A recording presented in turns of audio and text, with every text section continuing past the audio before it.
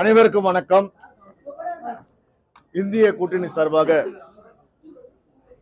திமுகவின் வேட்பாளராக எங்கள் தலைவர் தளபதி மு க ஸ்டாலின் அவர்கள் மத்திய சென்னையில் போட்டியிட மீண்டும் எனக்கு ஒரு வாய்ப்பினை அளித்தார்கள்.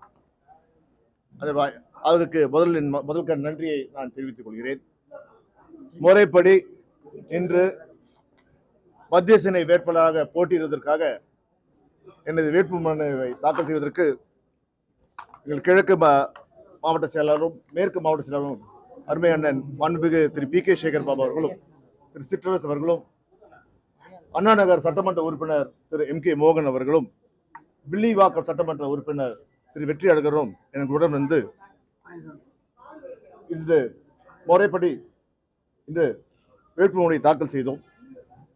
கண்டிப்பாக இந்த கடந்த 5 ஆண்டுகளில் நாங்கள் மக்கள் பணியை சிறந்த முறையிலே பணியாற்றிருக்கிறோம்.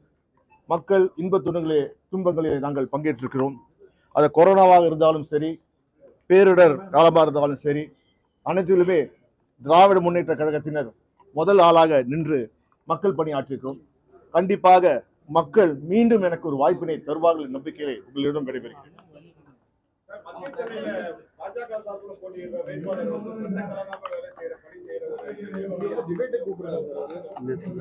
சட்ட கலையாமல்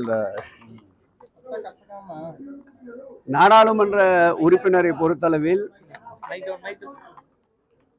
அடிமட்டம் வரையில் சென்று மக்களை சந்தித்த ஒரு நாடாளுமன்ற உறுப்பினர் என்று பெயர் பெற்றவர்.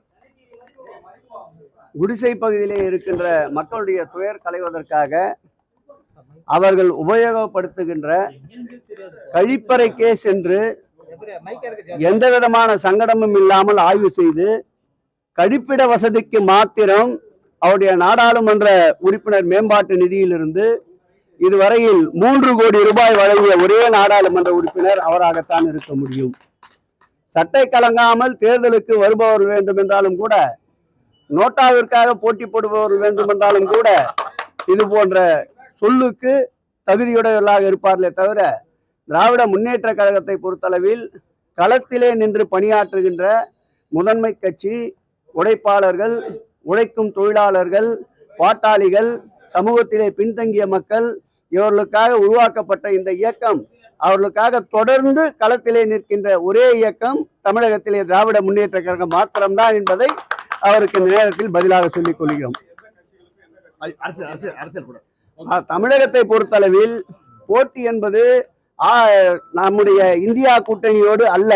தமிழகத்தை பொறுத்த மாத்திரத்தில் இந்தியா கூட்டணிக்கு அடுத்தபடியாக யார் வருவது என்பதுதான் இப்போது 3-4 கட்சிக்குள்ளாக போட்டியாக இருக்கின்றது.